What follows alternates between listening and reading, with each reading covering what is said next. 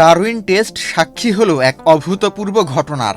আম্পায়ারের আউটের সিদ্ধান্ত আসার আগেই রিভিউ নেওয়ার নজির গড়লেন অস্ট্রেলিয়ার স্টিভেন স্মিথ।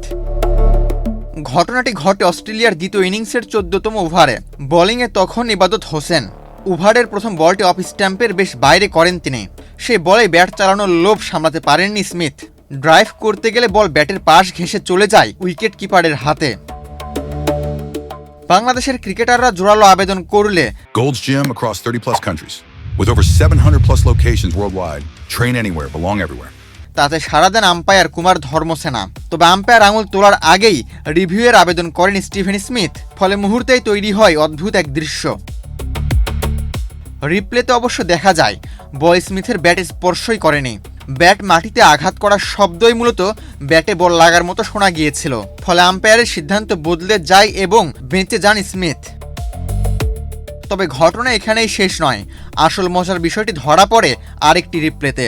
সেখানে দেখা যায় বাংলাদেশের আবেদন করার সঙ্গে সঙ্গেই বিদ্যুৎ গতিতে রিভিউয়ের সংকেত দেন স্মিথ।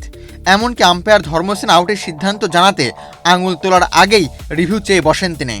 স্মিথের এই তৎপরতা দেখে ধারাভাষ্য কক্ষেও হাসি ধরে রাখতে পারেননি ধারাভাষ্যকাররা। স্মিথ বেঁচে গেলেও ডারউইন টেস্টে চালকের আসনে বাংলাদেশ। প্রথম ইনিংসে 228 রানের লিড নেওয়ার পর অস্ট্রেলিয়াকে দ্বিতীয় ইনিংসে ব্যাট করতে পাঠায় বাংলাদেশ। এরপর দ্বিতীয় ওভারে আঘাত হানেন হাসান মাহমুদ। জেক ওয়েদারল্যান্ডকে বোল্ড করে অস্ট্রেলিয়ার ওপেনিং জুটি ভেঙে দেন তিনি। ম্যাচে দ্বিতীয়বারের মতো ওয়েদারল্যান্ডকে ফিরিয়ে অস্ট্রেলিয়ার ব্যাটিংয়ে শুরুতেই চাপ তৈরি করেন এই পেসার। এরপর 11তম ওভারে আবারও হাসানের তোপ। এবার তার শিকার ট্রাভিস হেড। প্রথম ইনিংসের মতো দ্বিতীয় ইনিংসেও একইভাবে বোল্ড হয়ে ফেরেন অস্ট্রেলিয়ান এই ওপেনার। আর তাতে ম্যাচে হাসান মাহমুদের উইকেট সংখ্যা দাঁড়ায় 8-এ।